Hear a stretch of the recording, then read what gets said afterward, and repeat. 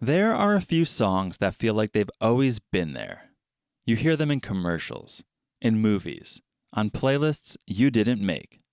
They're so familiar, you almost stop noticing them. But when they first came out, they didn't sound safe. They didn't sound like anything else you'd ever heard.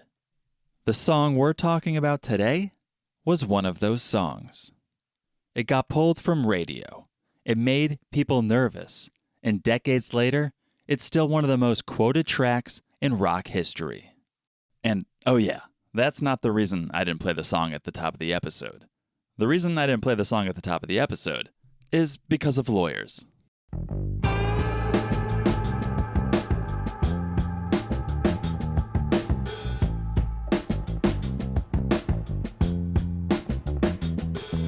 This is Don't Play That Song, the show that digs into the music you almost didn't hear.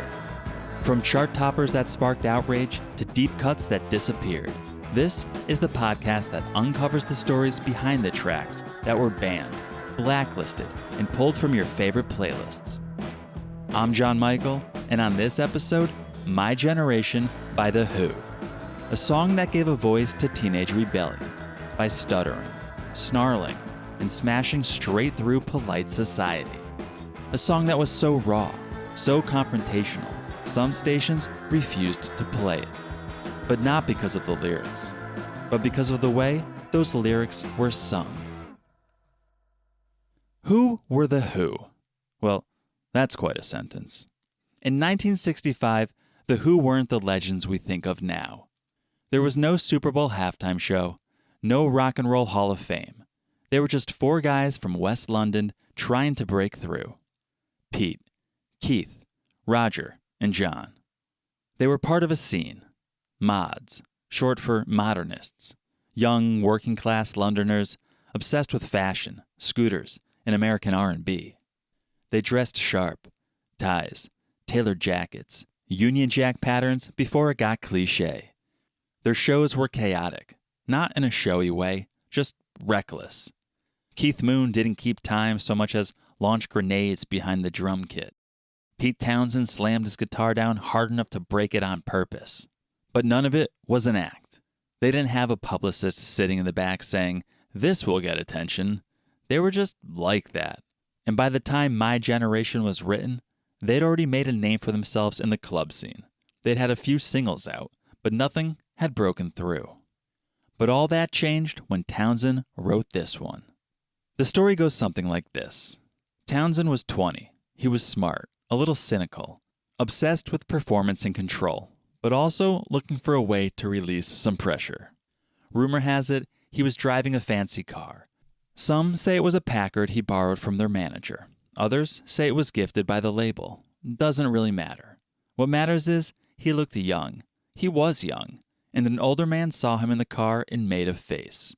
Didn't say anything, just one of those looks, like, "You haven't earned that yet."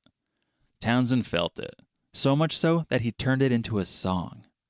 He'd later say that My Generation was about trying to find your place and getting talked over in the process.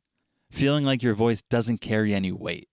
That thing where adults tell you, "You'll understand when you're older," and all you want to say is, "I don't want to wait that long."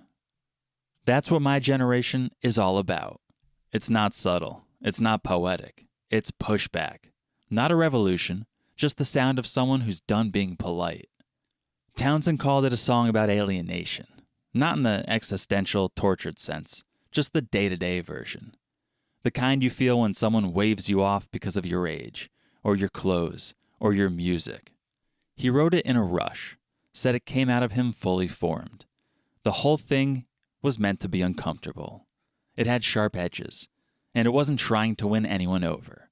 He handed it to the band, and, just like that, they turned it into noise. The Who recorded it one long afternoon in October of 1965. Shel Talmy, producer, was behind the mixing board, just as he'd been on some of their earlier tracks. Daltrey, on the other hand, was still trying to figure out his role in the band. At that point, there was tension between him and Townsend about who was leading what. But on this track, his job was clear.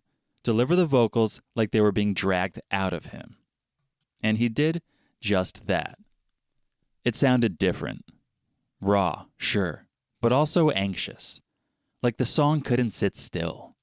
The guitars were sharp. The drums were chaotic. The whole thing felt like it might fall apart before the last chorus. And then there was that bass solo, a full-on bass break in the middle of a pop tune. This wasn't happening in 1965. It was unheard of. But John Entwistle let loose. The notes buzzed. They growled. They didn't sound clean, and they weren't supposed to. The whole thing ends with feedback, not as a mistake, intentionally. They let the tape keep rolling. The guitars started screaming, and the drums spiraled. It wasn't an accident. It was the vibe. It sounded like frustration, not the dramatic kind, just the kind that builds and builds with nowhere to go. And then in an instant, it was done. When My Generation came out in the UK, it didn't land quietly. Critics weren't really sure what to make of it.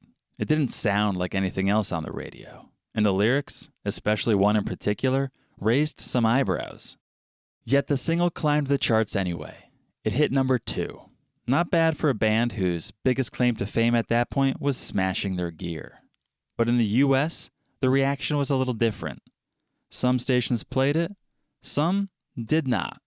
And a few decided they weren't going to touch it at all. Now, here's where things got tricky. In the UK, My Generation had charted. It had been performed on TV. People were talking about it, but no one was shutting it down, not officially. In the US, things moved differently.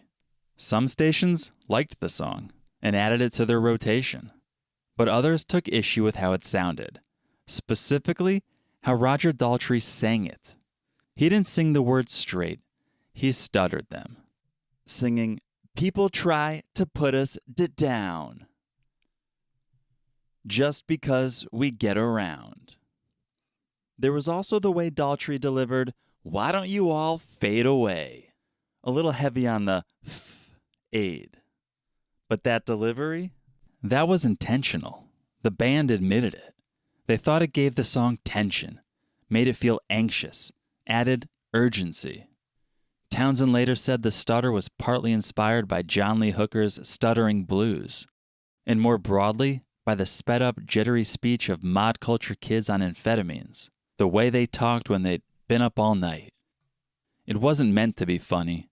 It was meant to sound like pressure, like panic, like your body trying to keep up with your brain. But a few radio programmers didn't see it that way. Some believed it was making fun of people with speech impairments, people who stuttered. Others thought it was a sneaky way to slip a swear word into a song.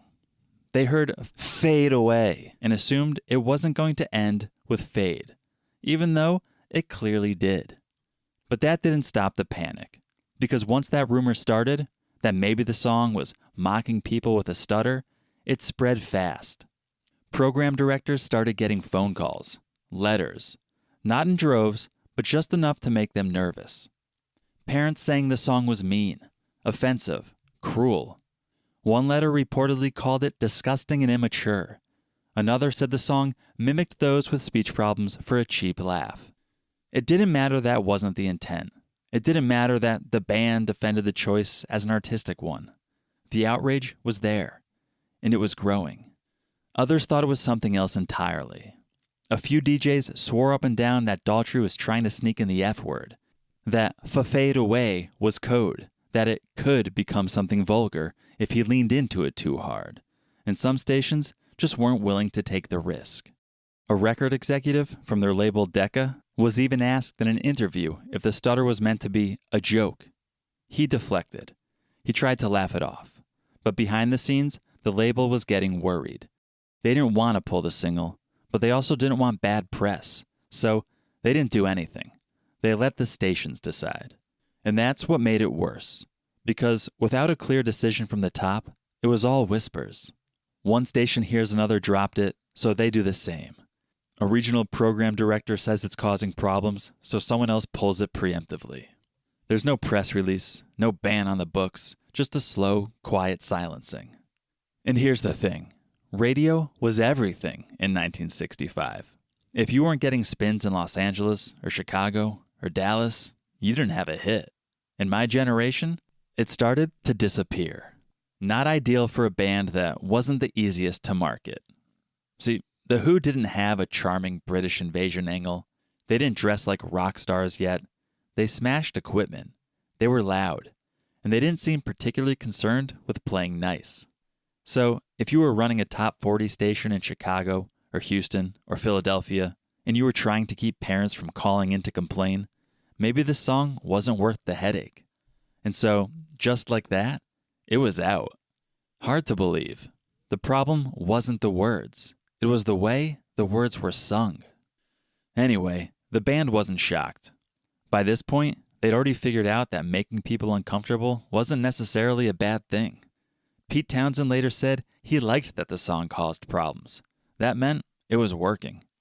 And Roger Daltrey, he kept the stutter. He doubled down on it live. He didn't apologize or tone it down. They didn't defend the song in interviews. They didn't go on some charm offensive. They just kept playing it. And that was the right move. Because what happens when a song gets pulled, or even just sort of banned, is people want to know why. And once they hear it, once they connect with it, they stop caring what the DJ or the label thinks. It becomes theirs now. And that's exactly what happened with My Generation. Even without full radio support in the States, the song spread. Word of mouth, import records, college stations.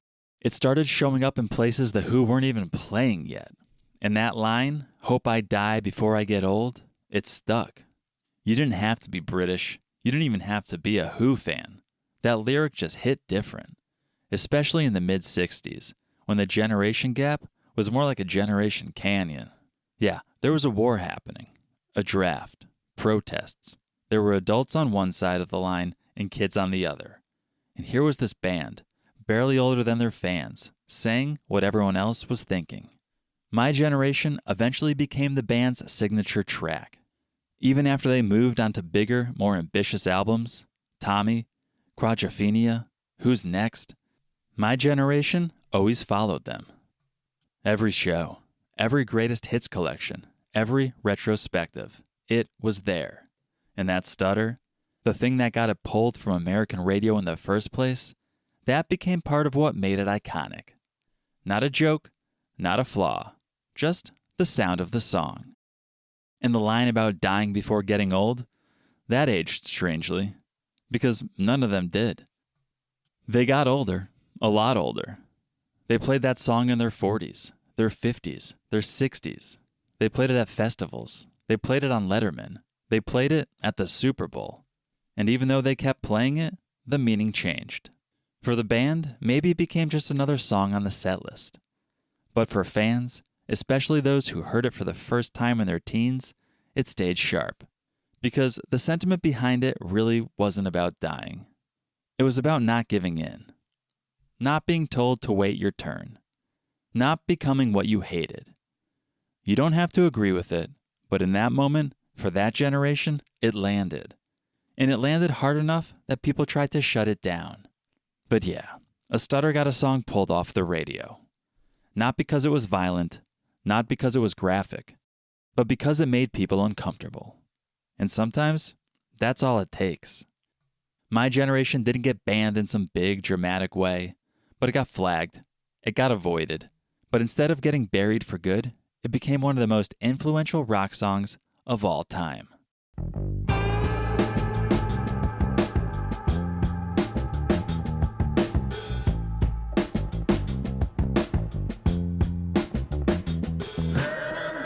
Thanks for listening to Don't Play That Song. I'm John Michael. If you liked this episode, follow the show, leave a review, and tell a friend. It really helps. New episodes drop weekly, so hit that follow button and don't miss a beat. And if you want even more, full episode transcripts plus the official companion playlist for the podcast is available at don'tplaythatsong.com.